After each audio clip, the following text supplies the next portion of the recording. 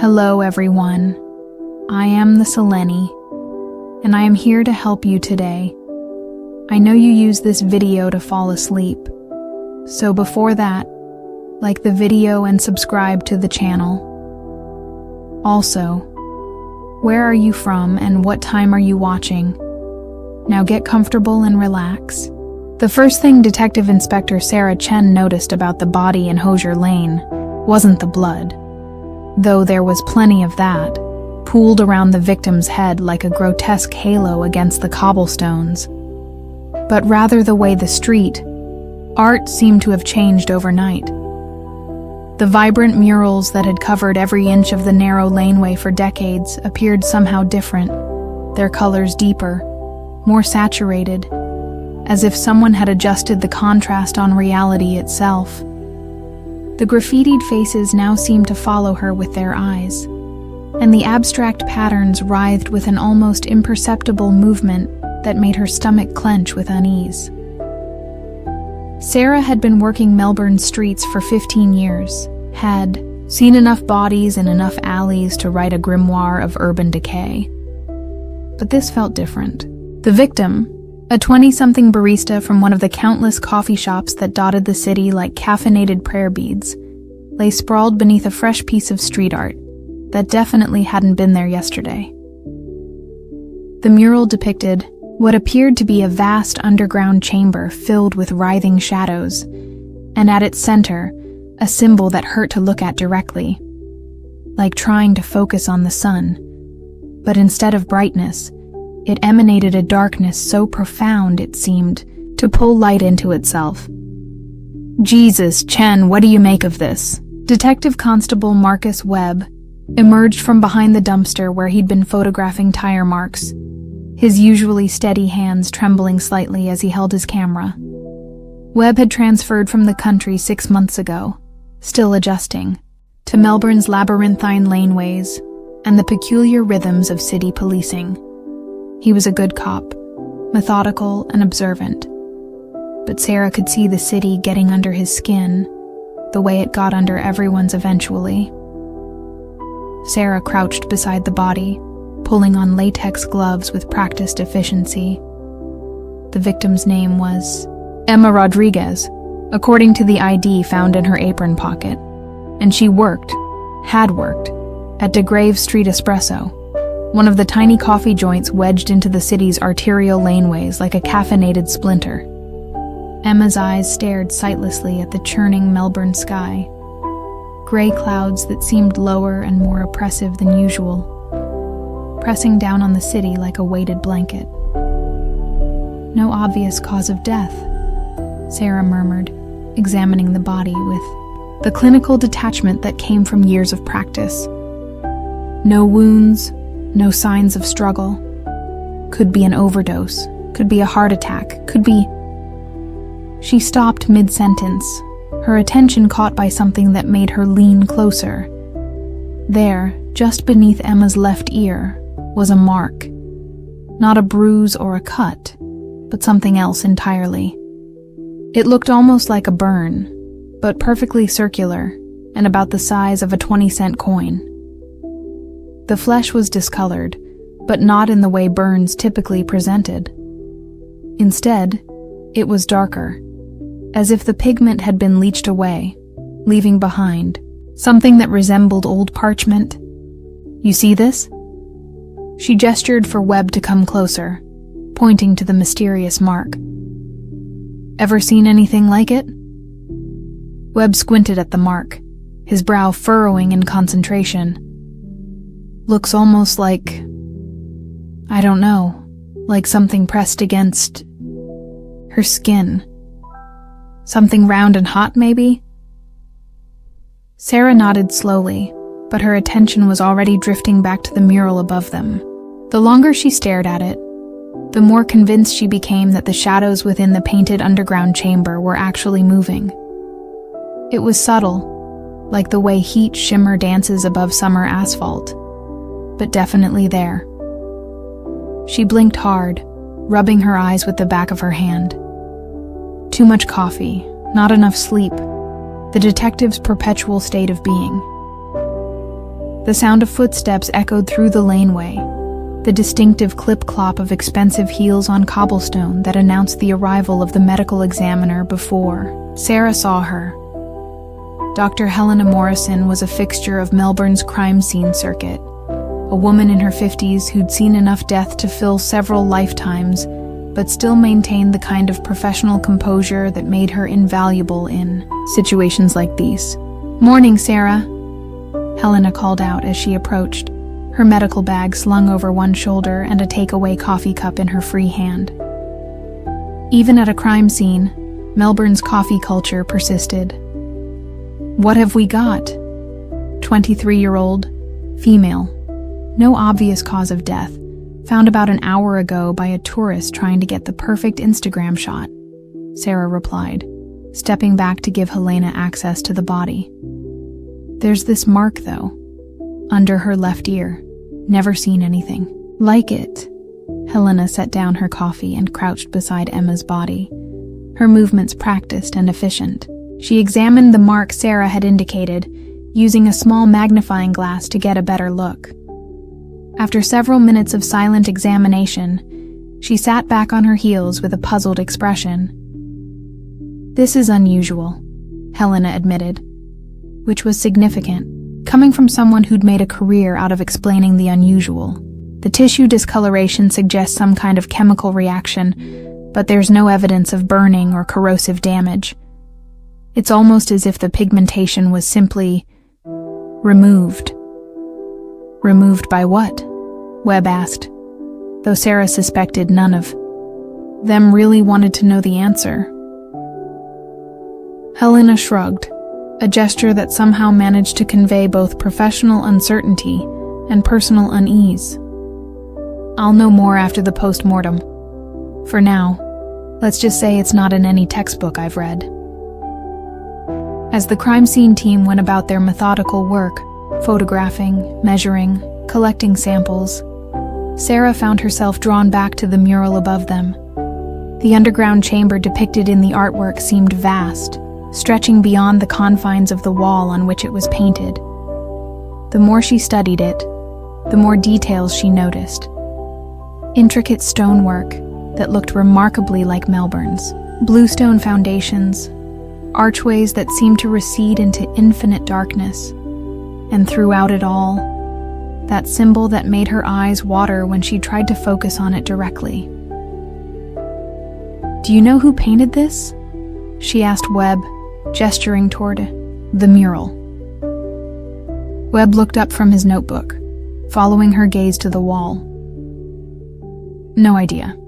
Street art changes so fast in these laneways, could have been done any time in the last few days. Why? Just seems coincidental. Woman dies directly underneath a new piece of art depicting underground chambers. Probably nothing but a sound interrupted her thoughts, a low rumbling that seemed to come from beneath their feet. All three of them, Sarah, Webb, and Helena, looked down at the cobblestones as the sound grew louder, more distinct. It wasn't the familiar rumble of a tram passing on a nearby street, which was a constant background noise in Melbourne's city centre. This was something else, something deeper, more primal. "What the hell was that?" Webb asked, his voice tight, with concern. The sound faded as quickly as it had begun, leaving behind an unsettling silence that seemed to press against their eardrums. Sarah found herself thinking about Melbourne's vast network of tunnels and underground infrastructure. The drainage systems, the old bluestone foundations, the subway tunnels that had been planned but never built, the countless hidden spaces that existed beneath the city's bustling surface. "Probably just construction work," Helena said, but her tone suggested she didn't entirely believe her own explanation. "You know how it is with all the development going on." Sarah nodded absently, but made a mental note to follow up on any nearby construction projects. In her experience, when multiple unusual elements converged around a death, Mysterious marks, strange artwork, unexplained sounds. It usually meant there was more to the story than initially apparent. As Helena's team prepared to transport Emma's body to the morgue, Sarah took one final walk around the crime scene, cataloging details that might prove significant later. Hosier Lane was one of Melbourne's most photographed locations, a narrow bluestone laneway that had become an international symbol of the city's vibrant street art culture. During daylight hours, it was usually crowded with tourists and Instagram influencers, all seeking the perfect shot against the ever-changing backdrop of murals and graffiti. But now, in the gray morning light with a body bag being wheeled away, the laneway felt different. The walls seemed to press closer together, the art more menacing than beautiful. Even the tourists who'd begun to gather at the laneway's entrance, held back by police tape, seemed subdued, their usual chatter replaced by nervous whispers. Sarah's phone buzzed with a text message from her partner, David, reminding her about their dinner plans that evening. They'd been together for 3 years now, and he'd learned to work around her unpredictable schedule. But she could sense his growing frustration with the demands of her job. "Rain check on dinner," she texted back. "Got a weird one." His response came quickly. "They're all weird ones with you. Take care of yourself."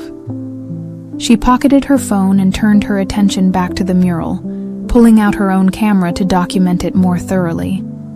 As she adjusted the lens, she noticed something that made her breath catch in her throat. The symbol at the center of the painted underground chamber, the one that hurt to look at directly, appeared to be glowing faintly in the camera's LCD screen. Not glowing exactly, but somehow more present, more real than the surrounding artwork. Sarah lowered the camera and looked at the mural with her naked eyes. The symbol appeared normal, just another element of the street art. But when she raised the camera again, there it was, that subtle luminescence that seemed to pulse with its own internal rhythm. "Webb," she called out, trying to keep her voice steady. "Come take a look at this." Webb approached, wiping crime scene dust from his hands on a handkerchief. "What is it?" "Look at this symbol through your camera viewfinder. Tell me what you see." Webb raised his camera, framed the mural, and immediately lowered it again, his face pale.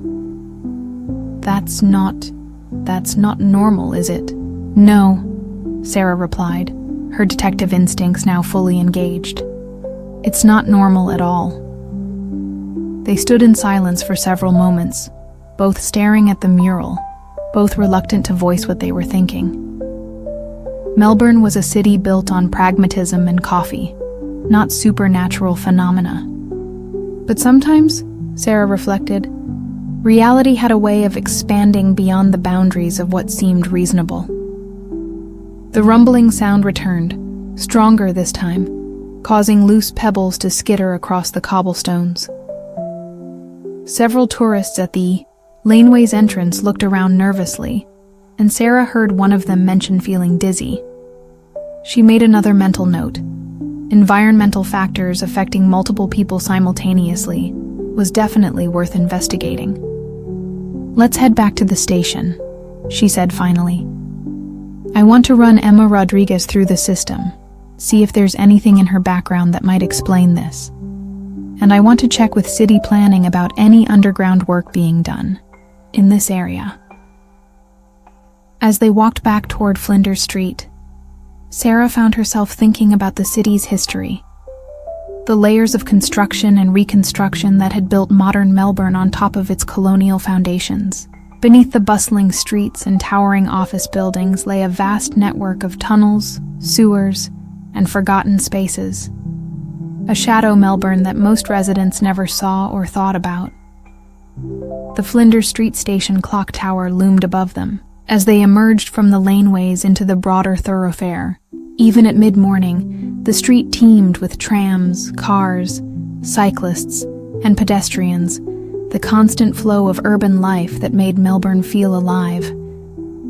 But today, even surrounded by thousands of people, Sarah felt oddly isolated, as if the strange events in Hosier Lane had somehow set her apart from the normal world. The police station was a 15-minute walk through the city center, past coffee shops with queues stretching onto the sidewalk, past boutiques and galleries and the kind of eclectic mix of businesses that gave Melbourne its distinctive character. But Sarah barely noticed any of it, her mind still focused on the image of Emma Rodriguez lying beneath that impossible mural, the mysterious mark on her neck, and the way that symbol had seemed to pulse with life through her camera lens. Back at her desk in the Victoria Police Centre, Sarah began the methodical process of building a case file. Emma Rodriguez, age 23, had moved to Melbourne from Adelaide 18 months ago to study photography at RMIT. She worked part-time at De Grave Street Espresso to support herself, sharing a flat in Fitzroy with 2 other students. Her social media profiles showed a typical young woman enjoying city life. Photos of latte art, street performances, nights out in St. Kilda. Nothing that suggested she'd be found dead in a laneway at 7:30 on a Tuesday morning.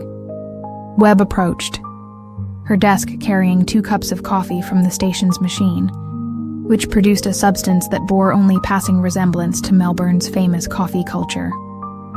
"I called city planning," he said, setting 1 cup in front of her. "No scheduled underground work in the Hosier Lane area. In fact, they seemed pretty confused about what kind of work would make the sounds we heard." Sarah accepted the coffee, gratefully despite its dubious quality. "What about historical work? Old tunnels, drainage systems, that kind of thing?" "That's where it gets interesting," Webb said, settling into the chair beside her desk. "The woman I spoke to mentioned that Hosier Lane is built directly over one of the oldest sections of Melbourne's bluestone drain system. Apparently, when they were building the modern city back in the 1800s, they constructed these elaborate underground channels to deal with flooding from the Yarra River. And most of those old drains were sealed off decades ago when they built the modern sewer system. But she said there are still sections down there that haven't been mapped or explored in generations. Parts of old Melbourne that basically got buried and forgotten." Sarah leaned back in her chair, processing this information. The idea of a hidden Melbourne existing beneath the city's surface wasn't entirely surprising. Most old cities had layers of forgotten infrastructure. But the timing felt significant, especially given the underground chamber depicted in the mural above Emma's body. "I want to see Emma's flat," she said finally. "Talk to her flatmates. See if they noticed anything unusual about her behavior recently." The drive to Fitzroy took them through some of Melbourne's most characteristically eclectic neighborhoods. Fitzroy was gentrification in action. Working-class terraces and public housing towers standing alongside trendy bars and organic cafes, creating the kind of social tension that simmered beneath the surface of most inner-city areas. Emma's flat was in a converted Victorian terrace on Brunswick Street, sandwiched between a vintage clothing store and a restaurant specializing in fusion cuisine that probably would have horrified both cultures it claimed to represent. Emma's flatmates were Jessica, a journalism student with purple hair and multiple facial piercings, and Dimitri, a softly spoken arts student who specialized in what he described as interactive sound installations. Both were clearly shaken by Emma's death, but willing to talk about their friend's final days. "She'd been having trouble sleeping," Jessica explained, as they sat in the flat's tiny living room, surrounded by the accumulated detritus of student life, textbooks, coffee cups, houseplants in various stages of health. Said she kept hearing sounds at night, like something moving around under the building. "What kind of sounds?" Sarah asked, her interest sharpening. "Like scratching, I guess, or maybe digging. She said it was probably just rats or possums, but it was keeping her awake. Jessica wrapped her arms around herself, as if suddenly cold. The last few days, she seemed really on edge. Jumpy, you know? And she kept talking about this dream she was having. Webb leaned forward. What kind of dream? It was Dimitri who answered, his voice barely above a whisper. She said she dreamed about going underground, through these old tunnels made of blue stone. She described it really vividly, the smell of damp earth, the way her footsteps echoed, the feeling that something was following her. But the weird thing was, she said in the dream she knew exactly where she was going, like she'd been there before. Sarah and Webb exchanged glances. Did she ever mention the laneway where she was found? Hosier Lane? Not specifically, Jessica said, but she'd been spending a lot of time photographing street art lately. Said she was working on a project about the hidden layers of the city, the stories behind the murals, the history of the laneways, that kind of thing. Did she leave any of that work here? Photos, notes, anything like that? Jessica nodded toward a laptop sitting on the kitchen counter. She kept everything on there, her photography work anyway. I don't know the password, but we can get a warrant for that, Sarah said. In the meantime, had Emma mentioned meeting anyone new lately? Any changes in her routine? New places she was going? Dimitri shifted uncomfortably on the couch. There was this guy she met a few weeks ago. She didn't tell us much about him, but she seemed excited about something he'd shown her. Something about Melbourne's underground history. A boyfriend? Webb asked. I don't think so, Jessica replied. More like, I don't know, a research contact maybe?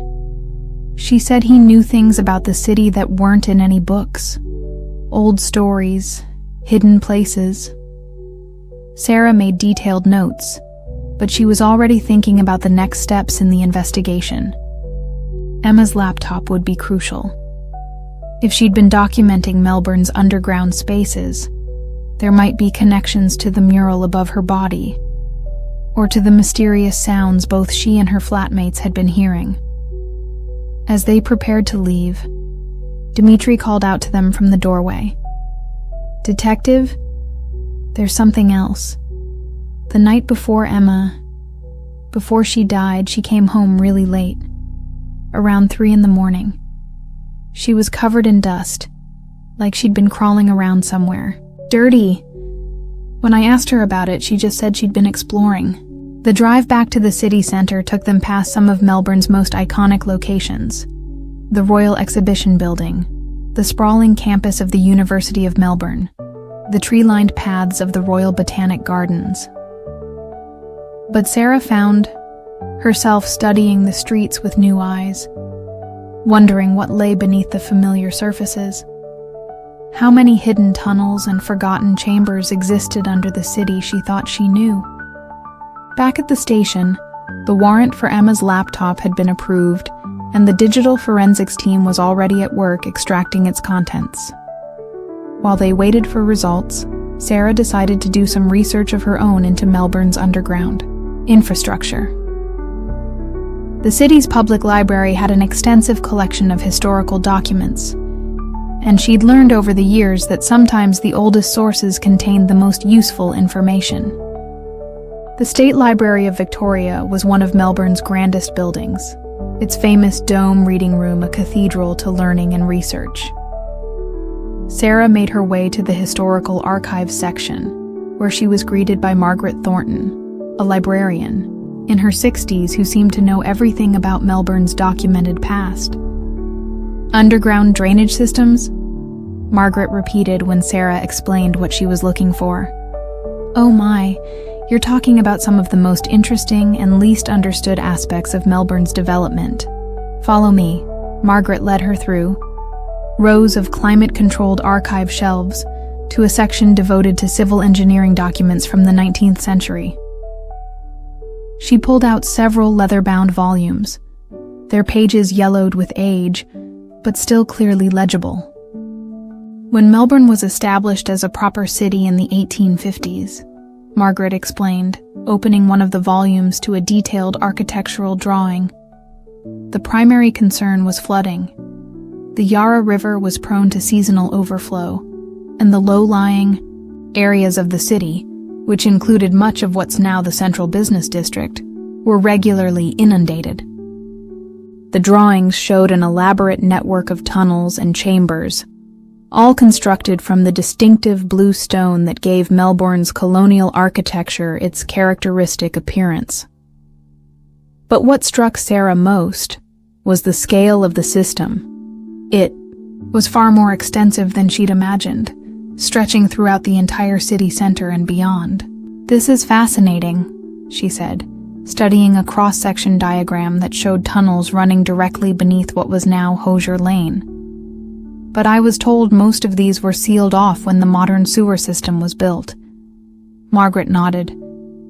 "That's true, for the sections that were officially documented and handed over to the new system. But you have to understand, much of this work was done by private contractors using convict labor. Record-keeping was inconsistent. There are almost certainly sections of the old drain system that were simply built over and forgotten." She turned to another page, this one showing what appeared to be a large underground chamber with multiple tunnel entrances. This was called the Central Collection Chamber. It's where several of the major drainage tunnels converged before emptying into the river.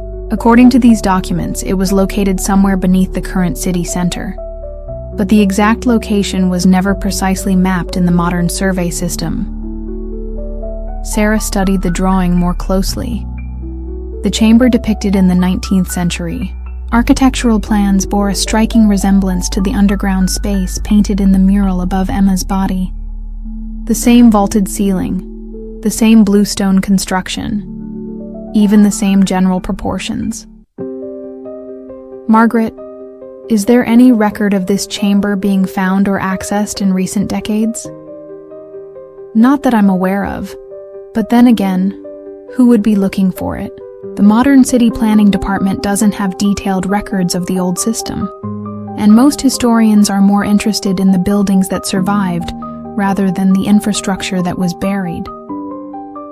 Sarah spent another hour reviewing the historical documents, making copies of the most relevant drawings and plans. By the time she returned to the police station, the digital forensics team had finished their preliminary examination of Emma's laptop. Detective Senior Constable Lisa Park met her at the elevator with a thick folder of printed materials. "Your photography student was busy," Lisa said without preamble. "She had hundreds of photos of street art, but that's not the interesting part. Take a look at these." Lisa handed her a series of photographs that made Sarah's breath catch. They showed sections of bluestone tunnels, clearly underground, lit by the harsh glare of a camera flash. The construction was old, unmistakably 19th century, and the stonework matched exactly what Sarah had seen in the historical drawings at the library.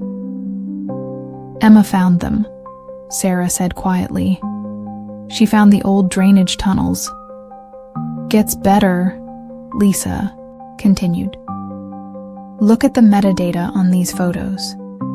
They were all taken within the last 2 weeks, and according to the GPS coordinates embedded in the files, they were shot directly beneath the Hosier Lane area." Sarah flipped through the photographs, watching Emma's underground exploration unfold in chronological order. The early images showed narrow tunnels and low-ceilinged passages, but the later photos revealed larger spaces, rooms and chambers that shouldn't have existed according to any modern city planning documents. And then she saw it. The final photograph in the sequence showed a vast underground chamber, its bluestone walls stretching up into darkness beyond the reach of the camera flash. At the center of the space, carved directly into the floor, was the same symbol that appeared in the mural above Emma's body. But unlike the painted version, this symbol seemed to have been carved recently. The edges were sharp and clean, not weathered by time. Lisa. When were these last photos taken? Lisa checked her notes. 2 nights ago, about 3 hours before Emma's estimated time of death. The timeline was beginning to make sense. Emma had somehow gained access to Melbourne's forgotten underground infrastructure, had been photographing it for weeks, and had made some kind of discovery that led to her death. But what had she found down there? And who was the mysterious contact her flatmates had mentioned? The person who'd introduced her to Melbourne's hidden history. Sarah's phone rang, interrupting her thoughts. Helena Morrison's voice was tense when she answered. "Sarah, I need you to come to the morgue immediately. I finished Emma's post-mortem, and there's something you need to see." The Victorian Institute of Forensic Medicine was located in South Bank, a short drive across the Yarra River from the police station. Sarah made the trip in record time, her mind racing with possibilities. Helena's tone had suggested something significant, possibly something that would explain Emma's mysterious death and the strange mark on her neck. She found Helena in the main examination room, still wearing scrubs and looking uncharacteristically shaken. Emma's body lay on the examination table, covered by a sheet, but it was clear that Helena's distress had nothing to do with the routine aspects of the post-mortem. "What did you find?" Sarah asked without preamble. Helena gestured toward a computer monitor displaying microscopic images. "The mark on her neck, it's not what we thought. It's not a burn or a chemical reaction. Look at this." The microscopic images showed tissue that had been fundamentally altered at the cellular level. Instead of the normal structure of human skin, the affected area displayed something else entirely. A crystalline pattern that resembled mineral formations more than biological tissue. "It's like her skin was somehow transformed," Helena explained, her voice dropping to nearly a whisper, "turned into something else. And Sarah, I found traces of bluestone particles embedded in the transformed tissue." "Bluestone? You mean like the stone used in Melbourne's old buildings?" "Exactly like that. But here's the thing. These particles weren't just embedded in the skin. They were integrated into the cellular structure, as if they'd been there when the tissue formed. It's impossible, Sarah. You can't transform living human tissue into mineral compounds. Not with any known process." Sarah stared at the microscopic images, trying to process what she was seeing.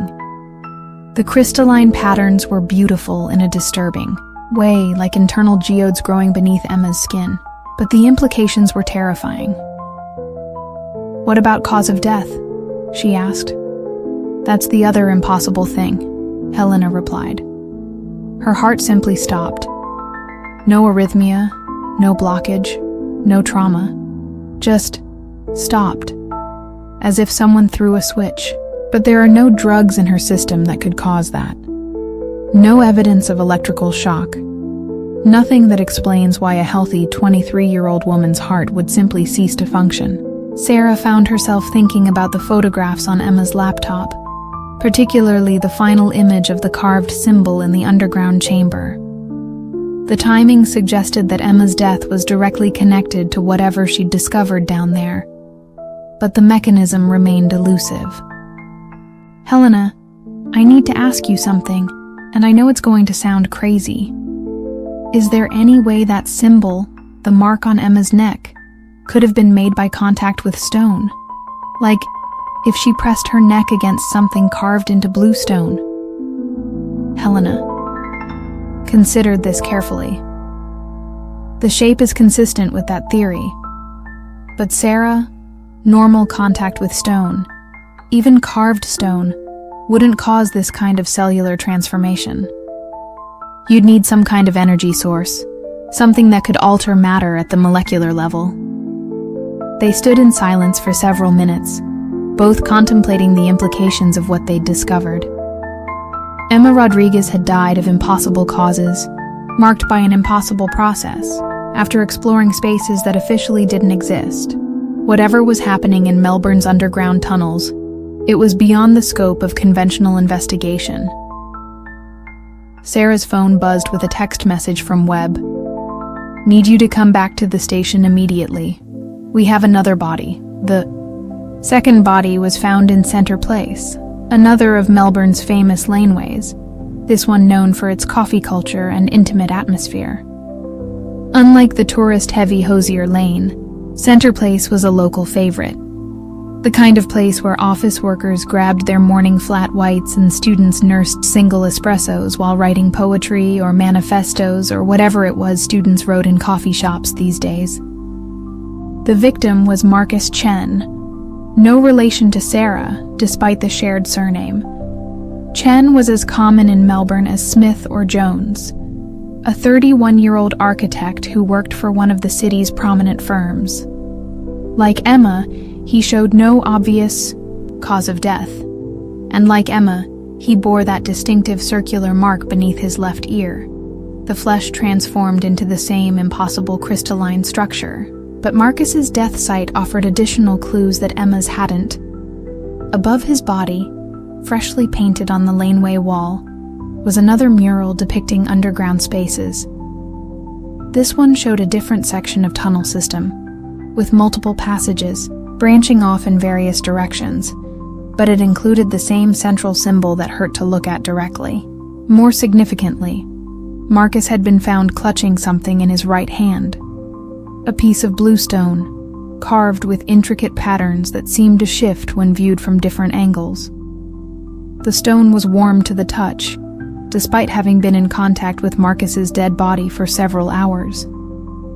2 bodies, 2 laneways, 2 murals, Webb said, as they stood over Marcus's body waiting for Helena's team to arrive. "Someone's sending a message." Sarah nodded, studying the carved stone they'd bagged as evidence.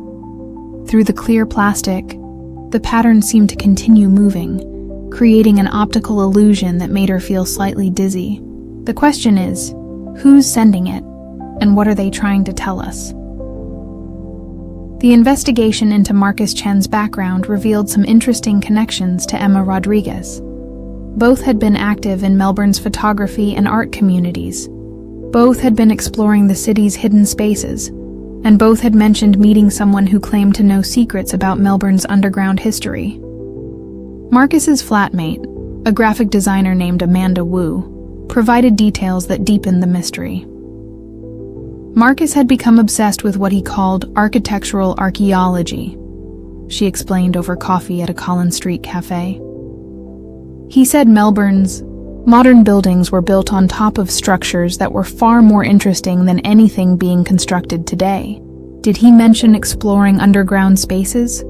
Sarah asked. "All the time. He'd come home covered in dust and dirt, talking about incredible stonework and construction techniques that predated the official settlement of Melbourne. At first, I thought he was talking about Aboriginal sites, but he said this was different. European stonework, but older than any documented European presence in the area." Webb leaned forward. "Older than documented European presence? What did he mean by that?" Amanda shrugged. "I'm not sure. Marcus could get really intense about his theories. He claimed there were sections of Melbourne's underground that showed evidence of construction techniques that weren't used in Australia until decades after they were supposedly built.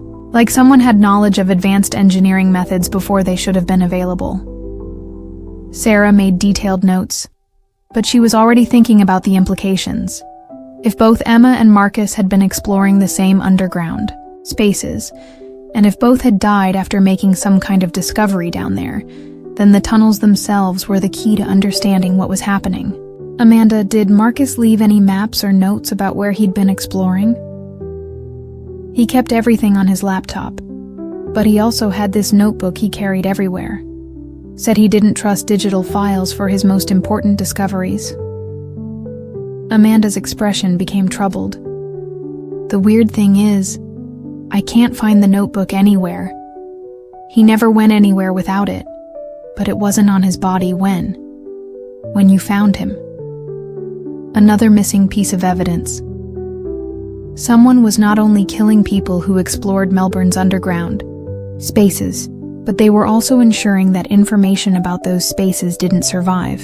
The question was whether they were dealing with a human killer who was covering their tracks, or something else entirely. That evening, Sarah found herself walking through the city center, following the path that connected Hosier Lane to Center Place. The two laneways were less than a kilometer apart, connected by the labyrinthine network of smaller alleys and passages that gave Melbourne's city center its distinctive character. If there were underground tunnels connecting the two locations, a person could theoretically travel between them without ever appearing on street level. The city at night had a different energy than during the day. The daytime crowds of commuters and tourists were replaced by smaller groups of people heading to restaurants and bars, couples walking hand in hand toward the theater district, students making their way between venues in the live music scene. But Sarah found herself noticing things she'd never paid attention to before. The way shadows seemed to pool in certain doorways, the subtle differences in temperature as she passed over different sections of street, the barely audible sounds that seemed to come from beneath the pavement. As she stood at the intersection of Flinders Lane and DeGrave Street, Sarah realized she could feel it, a subtle vibration in the ground beneath her feet, like the heartbeat of some vast organism. It was so faint that she might have dismissed it as imagination. But after the discoveries of the past few days, she'd learned to pay attention to things that seemed impossible. Her phone rang, startling her from her contemplation. David's voice was worried when she answered. "Sarah, where are you? You were supposed to be home hours ago." She looked around, suddenly realizing she'd been standing in the same spot for nearly an hour, lost in thought. "I'm in the city, just thinking about the case." "The case that's kept you out until 11 p.m. 3 nights running?" His tone wasn't angry, exactly, but it carried the weight of accumulated concern. "Sarah, you're starting to scare me. You've been different since this started. Distant." She wanted to tell him about the impossible deaths, the transformed tissue, the underground chambers that shouldn't exist. But how could she explain something she barely understood herself? "I'm sorry. I'll be home soon." "Be careful," he said softly. "I love you." The words hit her with unexpected force. When had she last told David she loved him? When had she last paid attention to anything beyond the investigation that was consuming her thoughts? She realized she was in danger of losing herself, in this case the way Emma and Marcus had apparently lost themselves in their exploration of the underground world. But as she walked toward the tram stop on Swanston Street, Sarah found herself looking at the storm drains and utility covers with new interest. Somewhere beneath her feet lay a network of forgotten spaces, chambers and tunnels that held the key to understanding what was happening in Melbourne. And despite the rational part of her mind that warned against it, she knew she was going to have to go down there herself. The next morning brought news of a third death. This time the body was found in AC/DC Lane, a narrow passage named after the famous Australian rock band that connected Russell Street to Exhibition Street. The victim was Dr. Jennifer Walsh, a geologist from the University of Melbourne, who specialized in the study of Melbourne's geological foundations. Like the previous victims, Dr. Walsh showed no obvious cause of death and bore the distinctive circular mark beneath her left ear. But her death scene provided the most disturbing revelation yet. The mural painted above her body wasn't depicting underground chambers at all. Instead, it showed the surface streets of Melbourne. but with sections of the pavement and buildings missing, as if the underground world was beginning to bleed through into the visible city. More significantly, several witnesses reported hearing strange sounds emanating from storm drains throughout the city center during the previous night. The sounds were described as a combination of scratching, like something with claws moving, through confined spaces, and a low humming that seemed to make people feel nauseous and disoriented.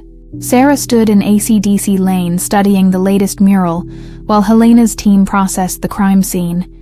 The artwork was more sophisticated than the previous two, showing remarkable detail in its depiction of Melbourne's street layout. But what troubled her most was the accuracy. Whoever had painted this had intimate knowledge of the city's infrastructure, including details that weren't available to the general public. 3 victims, all connected to exploration of underground spaces, Webb said, joining her in front of the mural. 3 murals that seemed to be documenting some kind of progression. And now we have witnesses reporting citywide phenomena. Sarah nodded, but her attention was focused on a particular section of the mural that showed the area around Federation Square. In the painting, the modern plaza was gone, replaced by what appeared to be a massive hole in the ground, leading down to the familiar bluestone chambers. It was as if the artist was depicting not just the current state of Melbourne, but some kind of future or alternate version where the underground world had reclaimed the surface. Webb, I want you to coordinate with the emergency services. If people throughout the city are reporting strange sounds and physical effects, we need to start thinking about this as more than just a murder investigation. You think we're looking at some kind of environmental hazard? Gas leak? Structural instability? Something like that? Sarah wished she could believe it was something that simple. I think we're looking at something that doesn't fit into any category we have names for. Her phone buzzed with a call from Helena. Sarah, I've finished the preliminary examination of Jennifer Walsh. You need to get down here immediately. At the morgue, Helena was clearly struggling to maintain her professional composure. The cellular transformation is accelerating, she said without preamble. Jennifer's mark is larger than the previous victims, and the crystalline structure has spread further into the surrounding tissue. She led Sarah to a microscope and adjusted the focus. The view showed tissue that barely looked human anymore. Instead of cells, there were geometric patterns that resembled the internal structure of crystals or minerals. But unlike static crystal formations, these seemed to be somehow alive, pulsing with subtle movement that suggested ongoing biological processes. Helena, this is going to sound insane, but I need to ask, is there any possibility that these tissue changes could be influencing the victims before death? Like, could the transformation process have affected their behavior? Helena considered this carefully. The mark appears to be created at the moment of death, not before. But she paused, clearly reluctant to voice what she was thinking. But what? But I've been thinking about the behavior patterns you described. The victims all became obsessed with underground exploration. All started having similar dreams. All seemed drawn to the same locations. If there was some kind of influence affecting them before the physical transformation, it might explain the pattern of behavior. The implications were staggering. If something in Melbourne's underground spaces was capable of influencing human behavior, drawing people down into the forgotten tunnels and chambers, then the 3 deaths they discovered might be only the beginning. How many other people were currently being influenced? How many were exploring the underground spaces right now, unaware that they were walking toward their own deaths? Sarah left the morgue with a growing sense of urgency. If her theory was correct, then the investigation had just shifted from reactive to preventive. She needed to find a way to access Melbourne's underground infrastructure before more people died. But she also needed to avoid falling victim to whatever influence had drawn Emma, Marcus, and Jennifer to their deaths. Back at the Yale police station, she found Webb coordinating with emergency services across the city. The reports were troubling. Dozens of people had called in complaints about strange sounds from storm drains. Several had reported feeling dizzy or nauseous when walking through certain parts of the city center. And there had been 3 separate incidents of people being found wandering in underground parking garages with no memory of how they'd gotten there. "Sarah, I think we need to consider evacuating parts of the city center," Webb said as she approached his desk. "Whatever's happening, it's escalating." She understood his concern, but the logistics of evacuating Melbourne's CBD were staggering. "We need more information before we can make that kind of recommendation. But I agree that we're running out of time." Her computer chimed with an email from the digital forensics team. They'd found something interesting in Jennifer Walsh's laptop, a detailed map of Melbourne's underground infrastructure that went far beyond anything in the official city planning documents. The map showed not only the known drainage systems and utility tunnels, but also spaces that were labeled as chambers, galleries, and most intriguingly, the convergence point. According to Jennifer's notes, the convergence point was located directly beneath Federation Square, at the intersection of several major underground passages. Her geological surveys suggested it was the site of the original central collection chamber, described in the 19th century document Sarah had found at the State Library. But Jennifer's notes also contained increasingly disturbing observations about the site. She described the stonework as showing signs of impossible construction techniques, with joinery so precise that it seemed to have been fused at the molecular level, rather than built with traditional methods. She'd detected magnetic anomalies in the area, temperature variations that didn't correspond to any known heat source, and acoustic properties that amplified sound in ways that defied the physical dimensions of the spaces. Most disturbing were her final entries, written in the days immediately before her death. She described feeling called to return to the convergence point, experiencing vivid dreams about the underground chambers, and sensing that something beneath the city was awakening after a long dormancy. Sarah printed out Jennifer's map and spread it across her desk, comparing it to the historical documents from the State Library.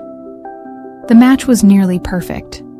The convergence point appeared to be the exact location of the central collection chamber from the 1850s plans. But if Jennifer's surveys were accurate, the space was far larger and more complex than the original.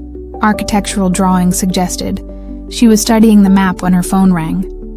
The caller ID showed her sister's number, which was unusual. They typically communicated through text messages and rarely during work hours. "Michelle? Is everything okay?" Her sister's voice sounded strained, almost panicked. "Sarah, I need to ask you something, and please don't think I'm crazy. Have you been having weird dreams lately? Dreams about being underground?" Sarah felt her blood turn cold. Michelle lived in St. Kilda, worked as a graphic designer, and had no connection to the investigation or to underground exploration. If she was experiencing the same phenomena as the victims, then the influence was spreading beyond people who were actively seeking out the underground spaces. "Michelle, where are you right now?" "I'm at work, but Sarah, I can't concentrate. I keep hearing these sounds, like something scratching at the walls, and I have this overwhelming urge to go down to the basement, even though our building doesn't have a basement. Listen to me carefully. I want you to leave work immediately and go home. Don't go anywhere underground. No parking garages, no train stations, no basements. Can you do that for me?" "Sarah, you're scaring me. What's going on?" How could she explain without sounding completely insane? "There's something happening in the city that we don't fully understand yet. I need you to stay safe until we figure it out." After Michelle hung up, Sarah sat staring at Jennifer's map with a growing sense of dread. If the influence was spreading to people with no direct connection to the underground spaces, then whatever was happening beneath Melbourne was accelerating beyond their ability to control it. She made a decision that she knew was dangerous, but felt increasingly necessary. She was going to have to access the underground spaces herself, to see firsthand what had drawn 3 people to their deaths, and was now affecting her own sister. But she wasn't going to make the same mistake the victims had made. She wasn't going alone, and she wasn't going unprepared. "Webb," she called across the office. "How do you feel about a little urban exploration?" 3 hours later, Sarah and Webb stood at the entrance to a storm drain beneath Russell Street, equipped with industrial flashlights, portable radios, rope, and enough emergency supplies to survive several hours underground. According to Jennifer's map, this particular drain provided access to one of the main passages leading toward the convergence point beneath Federation Square. The entrance was protected by a metal grate that should have been locked, but they found it already open. The lock cut with what appeared to be bolt cutters. Someone else had been here recently, and Sarah had a sinking feeling she knew what they'd find when they followed the trail. The tunnel beyond the grate was constructed of the familiar bluestone that characterized Melbourne's colonial-era infrastructure. But as they moved deeper underground, Sarah began to notice details that didn't match the historical description she'd studied. The stonework was too precise, the joints between blocks so tight they seemed to have been fused rather than mortared. And despite being more than a century old, the tunnels showed no signs of deterioration. No water damage, no structural settling, no accumulation of debris that should have accompanied decades of neglect. "This is incredible," Webb said, his voice echoing strangely in the confined space. "The construction quality is better than anything being built today." Sarah nodded, but she was more concerned with the subtle wrongness she could feel in the air around them. The temperature was constant despite their depth underground, and there was a barely perceptible humming sound that seemed to come from the walls themselves. Most disturbing was the way their footsteps echoed. Instead of the sharp, immediate reflection she expected in a stone tunnel, the sounds seemed to linger and multiply, creating an acoustic environment that suggested much larger spaces beyond what they could see. They followed the main passage for nearly 20 minutes, guided by Jennifer's map and by markings on the tunnel walls that appeared to be recent additions. Someone had been systematically exploring and documenting these spaces, leaving behind chalk arrows and distance measurements that suggested extensive mapping efforts. When they reached the first major junction, Sarah understood why the victims had become obsessed with the underground world. The passage opened into a circular chamber with 6 tunnels branching off in different directions, each one perfectly aligned and constructed with the same impossible precision. But what captured her attention was the floor of the chamber, which was inlaid with geometric patterns that seemed to pulse with faint luminescence. "Webb, are you seeing this?" she asked, kneeling beside one of the glowing patterns. "Seeing what?" He approached, flashlight trained on the floor where she was kneeling. "It just looks like stonework to me." That was troubling. The patterns were clearly visible to Sarah, pulsing with the same rhythm she'd felt as vibrations in the street above. If Webb couldn't see them, it suggested that whatever was affecting people's perception of the underground spaces was selective, targeting some individuals while leaving others unaffected. They chose the tunnel that led most directly toward the convergence point, according to Jennifer's map. This passage was different from the first, wider, with a vaulted ceiling that disappeared into darkness above their flashlight beams. The walls were decorated with carved symbols that hurt to look at directly, geometric patterns that seemed to shift and writhe when viewed peripherally. As they walked deeper into the tunnel system, Sarah began to understand why Emma, Marcus and Jennifer had become so fascinated with these spaces. There was something profoundly compelling about the underground world. The sense of discovering hidden history, of walking through spaces that had been forgotten by the modern city above. But there was also something else, a subtle influence that made her want to explore further, to penetrate deeper into the network of chambers and passages. She was fighting against this influence when they reached the edge of the convergence point. The tunnel opened into a space so vast that their flashlights couldn't illuminate the far walls or ceiling. The chamber was circular, with passages entering from all directions, and at its center stood a structure that defied explanation. It appeared to be some kind of altar or ceremonial platform, constructed from the same bluestone as the surrounding architecture, but carved with intricate patterns that seemed to move and shift in the flashlight beams. The platform was approximately 3 meters in diameter and raised about half a meter above the chamber floor, accessible by steps that had been worn smooth by countless footsteps. But what drew Sarah's attention most powerfully was the symbol, carved into the center of the platform. The same geometric pattern that had appeared in the murals above each victim's body, that had glowed faintly through her camera lens, that had been carved into the piece of bluestone found clutched in Marcus Chen's hand. "Webb, I need you to document everything you can see here," she said, fighting against the compelling urge to approach the platform. "Photos, measurements, anything that might help us understand what we're dealing with." But when she turned to look for her partner, she found the chamber empty except for herself. Webb was nowhere to be seen, and when she called his name, her voice echoed strangely in the vast space, returning to her as a chorus of whispers rather than a single reflected sound. Panic began to set in as Sarah realized she was alone in the convergence point, isolated in the heart of whatever force had been drawing people to their deaths. She pulled out her radio, but found only static when she tried to contact the surface. Her phone showed no signal, and worse, the battery was draining rapidly despite having been fully charged when they entered the tunnels. The platform at the center of the chamber seemed to be drawing her toward it with an almost physical force.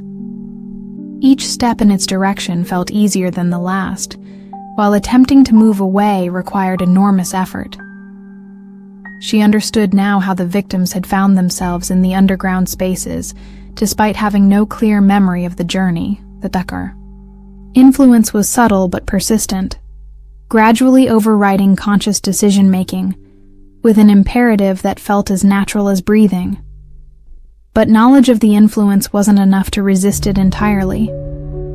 Sarah found herself approaching the platform, despite her rational understanding of the danger.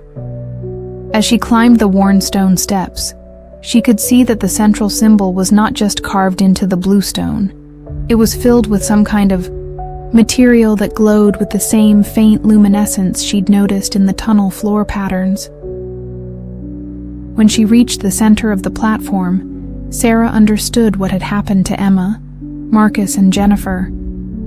The symbol wasn't just decorative, it was functional, some kind of interface or control mechanism that responded to human presence.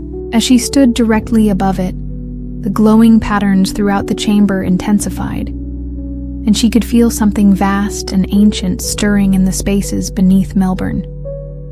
The city above seemed suddenly fragile and temporary, a thin layer of modern civilization built over something far older and more powerful. She could sense the network of tunnels and chambers extending throughout the underground world, connecting not just the areas she'd explored, but reaching far beyond Melbourne's boundaries, part of a vast infrastructure that predated any known human settlement in Australia. And she could sense the presence that inhabited this infrastructure, not quite alive in any conventional sense, but possessed of an intelligence that had been patient enough to wait decades for the right conditions to begin reasserting itself. The 3 deaths hadn't been murders in any traditional sense, but rather the first phase of a process that would ultimately transform Melbourne's underground spaces back into what they had originally been designed to be. Sarah tried to step away from the symbol, but found that her feet seemed to have become rooted to the platform. The glowing patterns were spreading up her legs like luminous vines, and she could feel the same cellular transformation beginning that she'd observed in the victim's tissues. The process wasn't painful. In fact, it felt almost euphoric, like becoming part of something larger and more important than individual human existence. But as the transformation spread through her body, Sarah retained enough of her investigative instincts to understand what was really happening. The presence in the underground wasn't malevolent in any human sense. It was simply trying to return to its original state after having been buried and forgotten for more than a century. The deaths were necessary sacrifices, providing the energy needed to begin the process of reclamation. She also understood that the murals appearing above each death site weren't random artwork. They were progress reports, documenting the gradual weakening of the barriers between the underground world and the surface city. When enough energy had been gathered through the sacrifice of human consciousness, the convergence point would become fully active, and Melbourne's modern infrastructure would begin to dissolve back into the bluestone chambers and passages that had always existed beneath it. The transformation was nearly complete when Sarah heard footsteps echoing through the chamber. She turned her head, the only part of her body she could still move freely, and saw Webb approaching the platform, his face blank with the same compelling influence that had drawn the other victims underground. "Webb, don't come any closer," she tried to say, but her voice came out as barely a whisper. The cellular transformation had affected her vocal cords, making speech increasingly difficult. He climbed the steps toward her, drawn by the same irresistible force that had brought Emma, Marcus, and Jennifer to this place. But as he reached the center of the platform, something unexpected happened. Instead of beginning his own transformation, Webb's presence seemed to interfere with the process affecting Sarah. The glowing patterns that had been spreading through her body flickered and began to recede. The compulsion that had held her fixed to the symbol weakened, allowing her to take a stumbling step backward. And for the first time since entering the convergence point, she could think clearly about their situation. "Webb, can you hear me?" she asked, her voice stronger now that the transformation was reversing. He looked at her with confusion, as if he'd just awakened from a deep sleep. "Sarah? What? Where are we? I remember following you into the tunnel, but then... We need to get out of here immediately," she said, grabbing his arm and pulling him away from the central symbol. "This place is some kind of... I don't know what to call it. A machine? A trap? Whatever it is, it's designed to transform human consciousness into energy for something that's been sleeping under Melbourne for over a century." As they moved away from the platform, Sarah could feel the presence in the underground system reacting to their escape. The walls around them began to vibrate with increasing intensity, and she could hear sounds echoing from the various tunnel entrances. Not mechanical sounds, but something organic, like the breathing of an enormous organism. They ran through, the passages guided by their earlier chalk marks, but the tunnel system seemed to be actively trying to prevent their escape. Passages that had been straight now contained curves that led them in circles. Tunnel entrances that had been open were now blocked by seamless stone walls, and throughout their flight, the organic breathing sounds grew louder and more urgent. It was only when they reached the original junction chamber that Sarah realized why Webb's presence had disrupted her transformation. As she'd suspected earlier, the influence was selective. It affected some people while leaving others untouched. Webb was apparently immune to whatever force drew people into the underground spaces, which meant his presence in the convergence point had created a kind of interference pattern that weakened the transformation process. It appeared to be some kind of altar or ceremonial platform, constructed from the same bluestone as the surrounding architecture, but carved with intricate patterns that seemed to move and shift in the flashlight beams. The platform was approximately 3 meters in diameter and raised about half a meter above the chamber floor, accessible by steps that had been worn smooth by countless footsteps. But what drew Sarah's attention most powerfully was the symbol, carved into the center of the platform. The same geometric pattern that had appeared in the murals above each victim's body, that had glowed faintly through her camera lens, that had been carved into the piece of bluestone found clutched in Marcus Chen's hand. "Webb, I need you to document everything you can see here," she said, fighting against the compelling urge to approach the platform. "Photos, measurements, anything that might help us understand what we're dealing with." But when she turned to look for her partner, she found the chamber empty except for herself. Webb was nowhere to be seen, and when she called his name, her voice echoed strangely in the vast space, returning to her as a chorus of whispers rather than a single reflected sound. Panic began to set in as Sarah realized she was alone in the convergence point, isolated in the heart of whatever force had been drawing people to their deaths. She pulled out her radio, but found only static when she tried to contact the surface. Her phone showed no signal, and worse, the battery was draining rapidly, despite having been fully charged when they entered the tunnels. The platform at the center of the chamber seemed to be drawing her toward it, with an almost physical force. Each step in its direction felt easier than the last, while attempting to move away required enormous effort.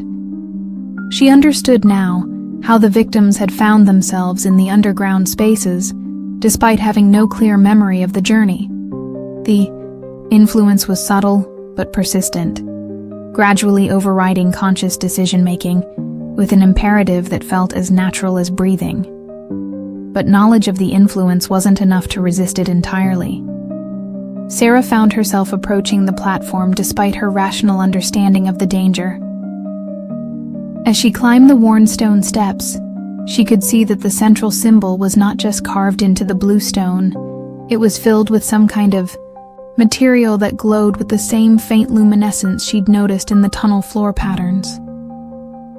When she reached the center of the platform, Sarah understood what had happened to Emma, Marcus, and Jennifer. The symbol wasn't just decorative. It was functional, some kind of interface or control mechanism that responded to human presence. As she stood directly above it, the glowing patterns throughout the chamber intensified, and she could feel something vast and ancient stirring in the spaces beneath Melbourne. The city above seemed suddenly fragile and temporary, a thin layer of modern civilization built over something far older and more powerful. She could sense the network of tunnels and chambers extending throughout the underground world, connecting not just the areas she'd explored, but reaching far beyond Melbourne's boundaries, part of a vast infrastructure that predated any known human settlement in Australia. And she could sense the presence that inhabited this infrastructure, not quite alive in any conventional sense, but possessed of an intelligence that had been patient enough to wait decades for the right conditions to begin reasserting itself. The 3 deaths hadn't been murders in any traditional sense, but rather the first phase of a process that would ultimately transform Melbourne's underground spaces back into what they had originally been designed to be.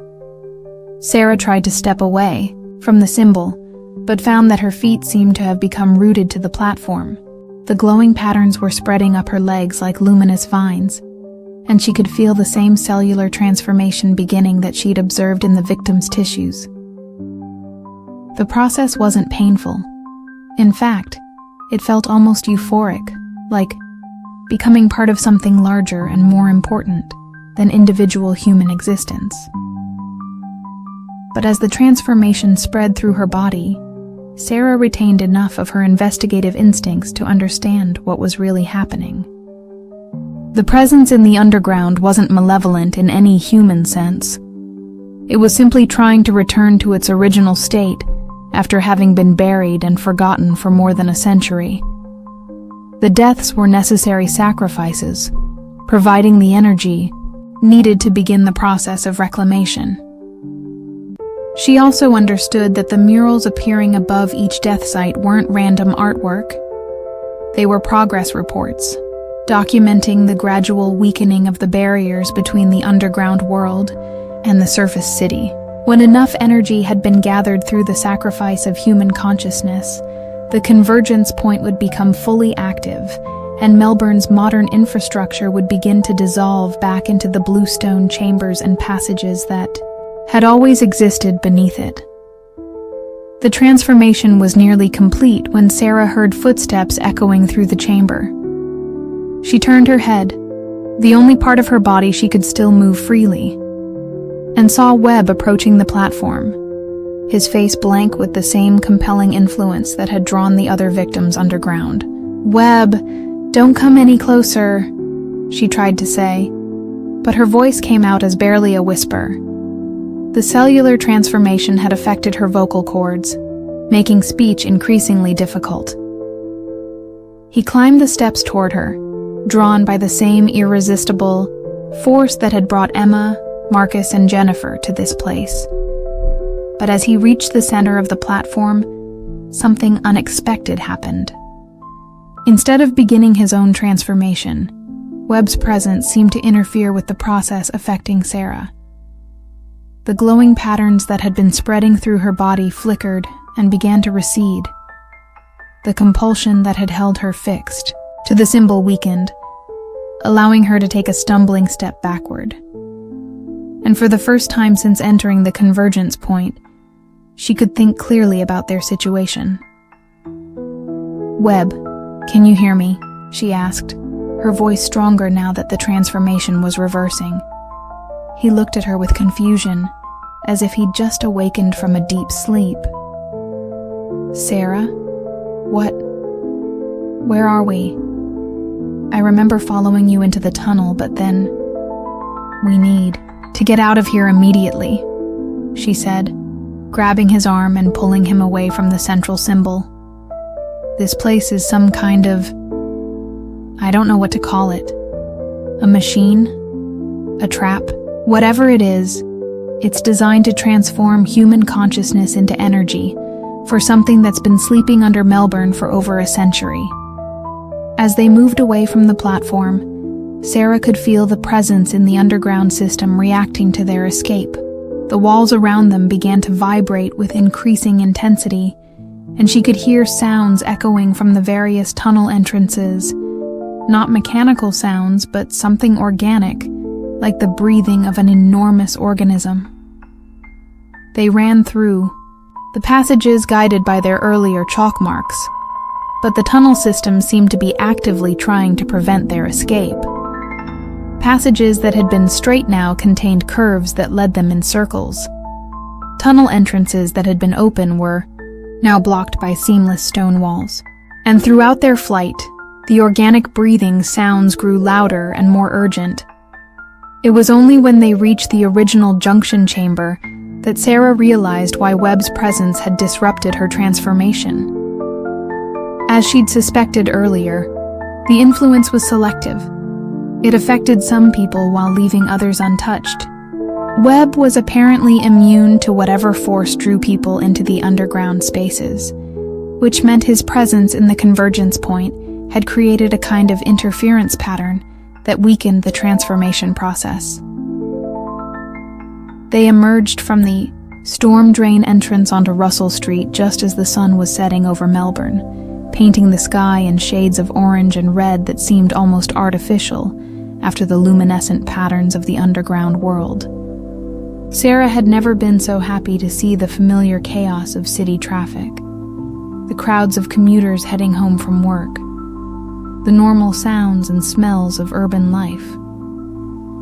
But even as they stood on the sidewalk, breathing the relatively fresh air of the surface world, Sarah could feel the underground presence becoming more active. The subtle vibrations she'd noticed earlier were stronger now, and she could see other people on the street beginning to react to stimuli she couldn't detect. Pausing, mid-stride, looking around with confusion, some of them beginning to drift toward storm drains and subway entrances. "Webb, we have a problem," she said, pulling out her phone to call the emergency services coordinator. "Whatever's down there is accelerating its timeline. I think our presence in the convergence point triggered some kind of defensive response." If to confirm her suspicions, the street beneath their feet shuddered with a tremor that was felt throughout the city center. Car alarms began sounding, windows rattled in their frames, and several manhole covers lifted slightly before settling back into place. But more disturbing were the people who seemed unaffected by the seismic activity.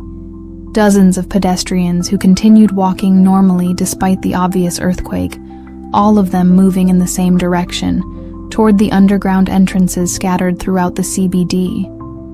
Sarah's call to emergency services was answered immediately, but the coordinator's report was deeply troubling. "Detective Chen, we've been receiving reports of unusual seismic activity throughout the city center for the past hour. But the geological survey says there's no tectonic explanation for what's happening. The tremors seem to be originating from multiple points beneath the city, all of them corresponding to locations that don't appear on any infrastructure maps." "How many people are we talking about?" Sarah asked, watching another group of blank-faced pedestrians disappear into a nearby parking garage. "Current estimates suggest approximately 300 people throughout the CBD are exhibiting the behavior patterns you described, walking toward underground entrances with no apparent awareness of their actions.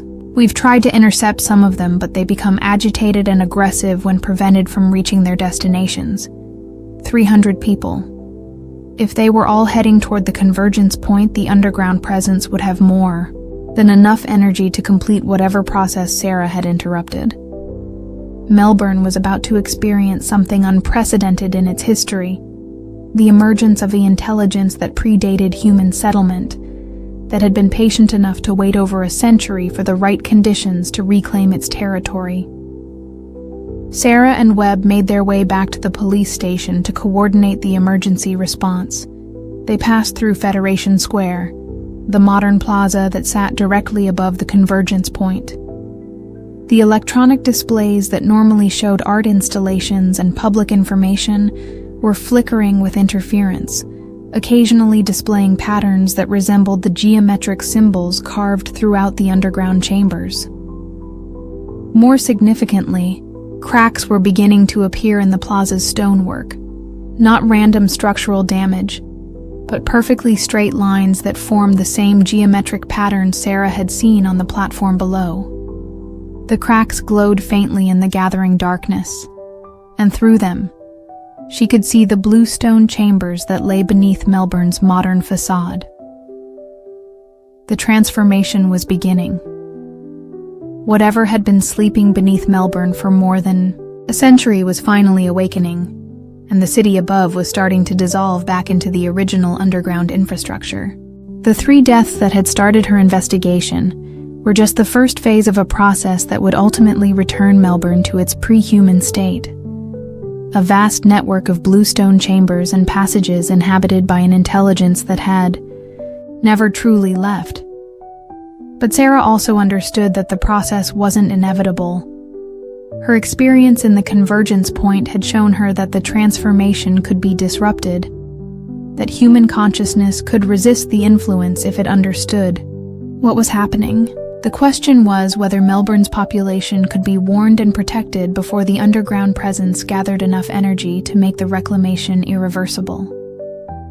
At the police station, Sarah found controlled chaos as officers and emergency services personnel tried to coordinate a response to a situation that defied all their training and procedures. How do you evacuate a city center when the threat comes from beneath the ground itself? How do you protect people from an influence that turns their own minds against them? Sarah's superior, Inspector Rebecca Morrison, was coordinating with the State Emergency Services Director when Sarah arrived with her report from the underground exploration. The conversation that followed tested the limits of professional credibility, but the evidence was impossible to ignore. 3 unexplained deaths, hundreds of people exhibiting identical behavioral patterns, seismic activity with no geological explanation, and now Sarah's first-hand account of what lay beneath the city. Detective Chen, Inspector Morrison said after reviewing Sarah's preliminary report, "I want you to understand that what you're describing falls outside any operational parameters we've trained for. But given the current situation in the city center, we don't have the luxury of dismissing possibilities because they seem impossible."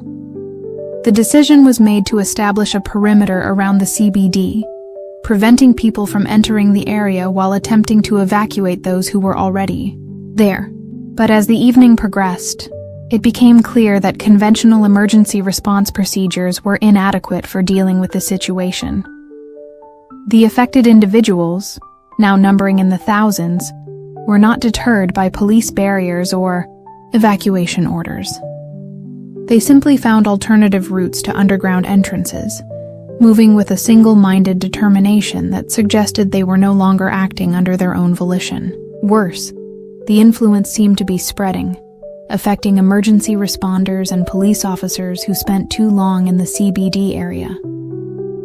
Sarah found herself appointed as the lead investigator for what was being officially termed the Melbourne Underground incident, partly because of her expertise in the case, and partly because her exposure to the convergence point seemed to have created some degree of immunity to the influence affecting others. Working with Webb and a small team of specialists, who appeared to be naturally resistant to the underground presence, Sarah began developing a strategy for addressing the crisis. The key insight was that the transformation process required willing human consciousness. People had to choose to enter the underground spaces, even if that choice was influenced by external factors. If they could find a way to break the influence, to help people understand what was happening to them, it might be possible to disrupt the energy-gathering process and prevent the complete transformation of Melbourne's urban landscape. The solution came from an unexpected source. Dr. Amanda Torres, a neuroscientist from the University of Melbourne, who had been studying the neurological effects of urban environments, contacted the emergency response team with a theory about what was happening to the affected individuals. "The behavior patterns you're describing are consistent with a form of environmental hypnosis," she explained during an emergency consultation. "Certain combinations of sound frequencies, electromagnetic fields, and visual patterns can create altered states of consciousness that make people highly susceptible to suggestion." "Are you saying the underground spaces are somehow hypnotizing people?" Sarah asked. "I'm saying that whatever intelligence designed those spaces understood human neurology well enough to create an environment that overrides conscious decision-making. But hypnosis can be broken if you know how to disrupt the pattern that's maintaining it." Working with Dr. Torres and a team of acoustic engineers, Sarah developed a plan to broadcast counter-frequencies throughout the CBD, sound patterns designed to disrupt the neurological influence emanating from the underground chambers. The plan was risky, requiring them to return to the convergence point to locate the source of the influence, but it offered the first realistic hope of saving Melbourne from transformation. The final descent into Melbourne's underground world was made by a carefully selected team of 5 people, all of whom had demonstrated resistance to the influence: Sarah, Webb, Dr. Torres, and 2 emergency services specialists with expertise in urban search and rescue. They carried with them portable broadcasting equipment capable of transmitting the counter frequencies that Dr. Torres hoped would disrupt the transformation process. The journey to the convergence point was far more difficult than Sarah's first exploration. The underground system was now fully active, with passages shifting and changing to prevent access to the central chamber. The organic breathing sounds had intensified to a level that was physically uncomfortable, and the walls themselves pulsed. with bioluminescent patterns that threatened to overwhelm their resistance to the influence. But they pressed on, guided by Sarah's memory of the route and by the increasingly intense vibrations that emanated from the convergence point. When they finally reached the vast central chamber, they found it transformed from Sarah's earlier visit. The space was now filled with a soft, pulsing light that seemed to come from the air itself, and the platform at the center had grown into a complex, crystalline structure that reached toward the chamber's invisible ceiling. More disturbing were the figures arranged around the platform, dozens of people standing motionless with their hands touching the crystalline structure, their faces blank with the same expression Sarah had seen on the affected individuals throughout the city. Among them, she recognized Emma Rodriguez, Marcus Chen, and Jennifer Walsh, apparently still alive, but fundamentally transformed by their contact with the underground intelligence. Dr. Torres immediately began setting up the broadcasting equipment, while Sarah and the emergency services team established a defensive perimeter around their position. But it quickly became clear that the underground presence was aware of their intentions and was moving to prevent the disruption of its plans. The chamber began to fill with a low humming sound that interfered with their communications equipment and made it difficult to think clearly. The transformed individuals around the platform turned toward the new arrivals with movements that were too fluid and coordinated to be entirely human. And throughout the vast space, Sarah could sense something immense stirring to full wakefulness after its century-long dormancy. "How long do you need?" Sarah asked Dr. Torres as the scientist made final adjustments to the broadcasting array. 5 minutes to calibrate the frequencies. Then we broadcast for 30 seconds and see if we can break the neurological patterns maintaining the hypnotic state. 5 minutes felt like an eternity as the transformed individuals began moving toward their position with slow, purposeful steps. Sarah tried to communicate with Emma, Marcus, and Jennifer, hoping that some trace of their original personalities remained accessible, but they showed no recognition of her words or presence. When Dr. Torres finally activated the broadcasting equipment, the effect was immediate and dramatic. The counter frequencies filled the chamber with sounds that seemed to cut through the hypnotic influence like a blade through silk. The transformed individuals stopped their advance and began showing signs of confusion and disorientation, as if awakening from a deep sleep. But the underground presence fought back with increasing desperation. The chamber walls began to vibrate with such intensity that loose stones fell from the ceiling, and the crystalline structure at the center of the platform began to pulse with angry red light. The organic breathing sounds became a roar that threatened to drown out the counter frequencies entirely. Sarah realized that they were witnessing the death throes of something ancient and powerful. Something that had waited patiently for over a century to reclaim its territory, but was now being forced back into dormancy by the application of human knowledge and technology. The intelligence that inhabited Melbourne's underground infrastructure was not evil in any human sense, but it was utterly alien, operating according to priorities and timescales that had no place in the modern world. The battle between the counter-frequencies and the underground influence lasted for several minutes, but gradually Dr. Torres's equipment began to prevail. The transformed individuals around the platform started to show signs of returning consciousness, and the oppressive presence that had filled the chamber began to withdraw into the deeper passages of the tunnel system. Emma, Marcus, and Jennifer were among the first to fully awaken, their faces showing confusion and horror as they realized where they were and what had happened to them. The physical transformations that had marked their supposed deaths began to reverse, the crystalline structures in their tissues dissolving back into normal human cells as the influence that had sustained them was disrupted. But even as the immediate crisis passed, Sarah understood that the victory was temporary. The underground presence had not been destroyed, merely forced back into dormancy. The vast network of chambers and passages beneath Melbourne remained intact, waiting for another opportunity to emerge. The city would need to remain vigilant, monitoring the underground spaces and watching for signs that the ancient intelligence was stirring once again. The journey back to the surface was swift and uneventful, as if the underground system was eager to expel the intruders who had disrupted its plans. They emerged into a Melbourne morning that looked deceptively normal. Traffic moving along familiar streets, people hurrying to work with takeaway coffee cups, trams following their regular routes through the city center. But Sarah knew that the city had been fundamentally changed by the previous night's events. Hundreds of people retained fragmented memories of their time under the influence of the underground presence. The cracks that had appeared in Federation Square remained visible, sealed with concrete, but still showing the geometric patterns that connected the surface world to the chambers below. And throughout Melbourne's CBD, there were now monitoring stations that kept constant watch for signs of renewed activity in the underground system. Emma, Marcus, and Jennifer recovered fully from their transformations, though all three reported lasting effects from their contact with the underground intelligence.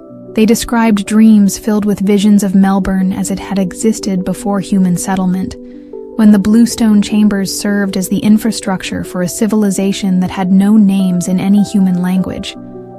They also reported a persistent sense of connection to the underground spaces, as if part of their consciousness remained linked to the network of tunnels and passages beneath the city.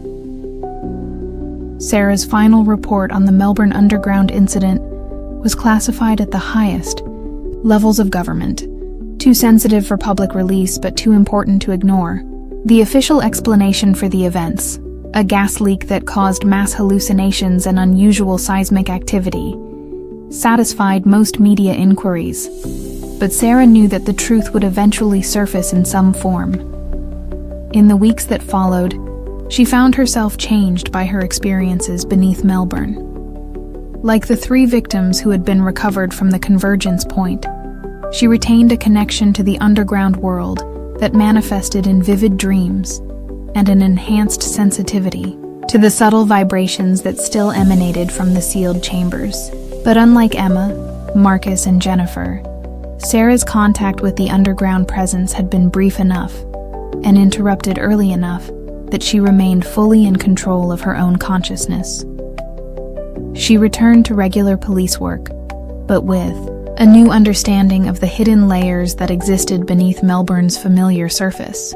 The city she thought she knew had revealed itself to be far stranger and more complex than she'd ever imagined, built on foundations that were older and more mysterious than any official history acknowledged. 6 months after the incident, Sarah was walking through Hosier Lane on her way to a coffee meeting when she noticed something that stopped her in her tracks. Above the spot where Emma's body had been found, a new mural had appeared overnight. But unlike the previous street art that had documented the underground presence's emergence, this painting showed Melbourne's laneways and streets exactly as they appeared in daylight, with no hint of the chambers and tunnels that lay beneath. At first glance, it seemed like a return to normal urban art, celebrating the city's vibrant street culture without any reference to the supernatural events that had nearly transformed Melbourne 6 months earlier. But as Sarah studied the mural more closely, she noticed subtle details that suggested the underground presence had not disappeared entirely. In the shadows cast by the painted buildings, in the reflections shown in windows and puddles, in the patterns formed by the cobblestones and brickwork, the familiar geometric symbols remained visible to those who knew how to look for them. The underground intelligence was still there, still watching, still waiting for another opportunity to emerge. But for now, Melbourne continued its daily rhythms, unaware that its foundations rested on something far older and stranger than bluestone and mortar. The trams ran on schedule, the coffee was excellent, The street art changed with the seasons, and life in the city proceeded with the comfortable assumption that the ground beneath their feet was solid and predictable. Sarah finished her coffee and walked back through the laneways toward the police station, listening to the familiar sounds of urban life while remaining alert for the subtler vibrations that indicated activity in the spaces below. Melbourne had survived its encounter with the underground presence, but the experience had taught her that cities, like people, have hidden depths that can surface unexpectedly. As she passed through Federation Square, now fully repaired and bustling, with tourists and street performers, Sarah reflected on the nature of the intelligence they had confronted beneath the city. It wasn't evil in any sense that humans would recognize, but it was profoundly alien, operating according to timescales and priorities that were incompatible with human civilization. The underground chambers remained sealed and monitored, their entrances blocked by concrete and steel barriers that were designed to prevent any accidental contact with whatever remained of the ancient presence. But Sarah knew that physical barriers were only temporary solutions. Something that had waited over a century to emerge could certainly wait another century, or another millennium, for the right conditions to try again. The final entry in Sarah's classified report had been a recommendation for ongoing monitoring and research into Melbourne's underground infrastructure. She had argued that understanding the underground presence was crucial for preventing future incidents, not just in Melbourne, but in other cities around the world that might harbor similar hidden intelligences. Her recommendations had been accepted, leading to the establishment of a small but well-funded research team that combined expertise in archaeology, geology, psychology, and what was diplomatically termed anomalous phenomena. The team worked quietly, investigating reports of unusual underground activity in cities throughout Australia and beyond, building a database of information about civilizations that had existed before recorded history. But that was work for the future. For now, Sarah was content to walk through Melbourne's familiar streets, appreciating the city's vibrant culture, while remaining watchful for signs that the hidden world beneath might once again be stirring to life. The underground presence had taught her that reality was far more complex and mysterious than most people imagined, and that the price of civilization was eternal vigilance against forces that existed beyond human understanding. As the sun set over Melbourne, painting the sky in shades of orange and red that reflected off the city's glass towers and bluestone foundations, Sarah made her way home through laneways filled with the sounds of evening diners and late-night revelers. The city pulsed with human energy and creativity, a testament to the resilience of urban civilization in the face of challenges both mundane and extraordinary. But beneath the familiar rhythms of metropolitan life, if you listened carefully and knew what to listen for, you could still hear the subtle sounds that indicated Melbourne's underground world remained very much alive. The presence that had once threatened to reclaim the city had been forced back into dormancy, but it had not been destroyed. It waited in the bluestone chambers and forgotten passages, patient and enduring, ready to emerge whenever the conditions were right, and the barriers between the hidden world and the surface grew thin enough to breach. Sarah Chen, detective inspector with the Victoria Police, keeper of Melbourne's most dangerous secret, walked through the evening streets with the knowledge that her city, like all cities, was built on foundations that were far stranger and more mysterious than most people would ever know. The underground incident had ended, but the story of what lay beneath Melbourne was far from over. In the depths below the familiar streets and laneways, something ancient and patient continued its eternal wait, and Sarah knew that she would spend the rest of her career standing guard against the day it chose to rise again. The laneways of Melbourne continued their nightly transformation, from daytime thoroughfares to evening gathering places, filled with the sounds of conversation and laughter, the aromas of diverse cuisines, and the ever-present hum of urban energy that made the city feel vibrantly alive. But for those who knew how to look, the shadows still held geometric patterns.